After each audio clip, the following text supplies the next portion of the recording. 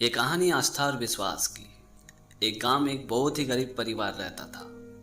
पूरा परिवार हर रोज मजदूरी का काम करके घर गुजारा करते थे और यही उनकी जिंदगी थी। हर रोज कमाना और हर रोज उसी पैसे से घर चलाना। कि अचानक देश में कोरोना का प्रकोप चलने लगा। कोविड की वजह से सारे काम धंधे ठप पड़ गए थे, सभी चीजें बंद हो चुकी थी। ऐसे में उस गरीब परिवार को काम धंधा मिलना बहुत ही मुश्किल हो गई थी और इसी वजह से सभी परिवार को घर में बैठना पड़ा। एक दिन तो जैसे तैसे गुजारा हो गया, लेकिन जैसे ही तीसरा और चौथा दिन आया, उनके सारे खाने पीने की चीजें पूरी तरह से खत्म हो चुकी थी। सभी लोग भूख से तड़प रहे थे। कुछ समझ में नहीं आ रहा था कि ऐसी परिस्थिति में करे तो करे क्या।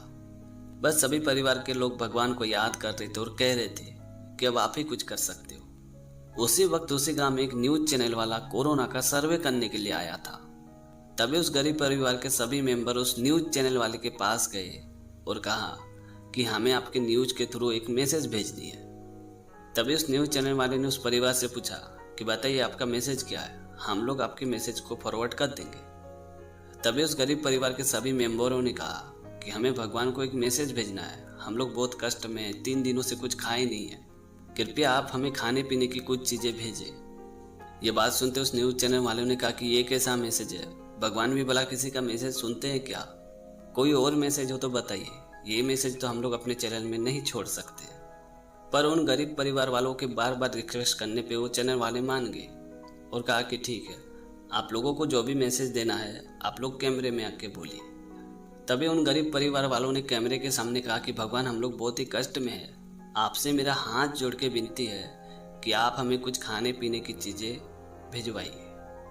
और ये न्यूज़ जब एक नास्तिक, घमंडी और अहंकारी बिजनेसमैन ने देखा तो उसने सोचा कि क्यों न इस परिवार के साथ ऐसा मजाक किया जाए कि उन लोगों का भगवान के साथ हमेशा के लिए विश्वास उठ जाए।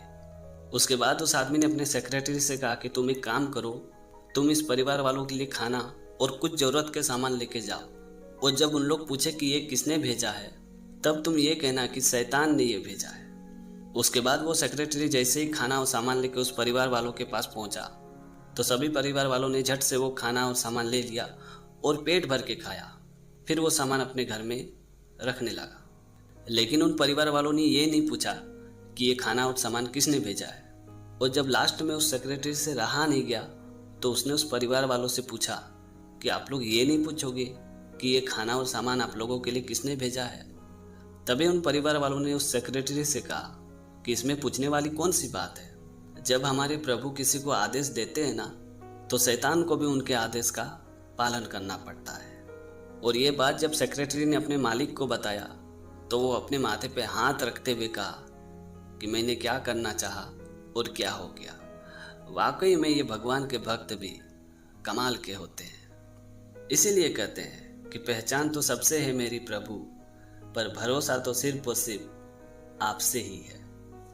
तो दोस्तों, छोटी सी कहानी में ये सिखाती कि जब भी कोई कार्य हम करते हैं ना तो हमें ये लगता है कि ये हमने किया है, पर यकीन मानिए वो कार्य आपने नहीं किया है, बल्कि वो कार्य आपसे कराया गया है।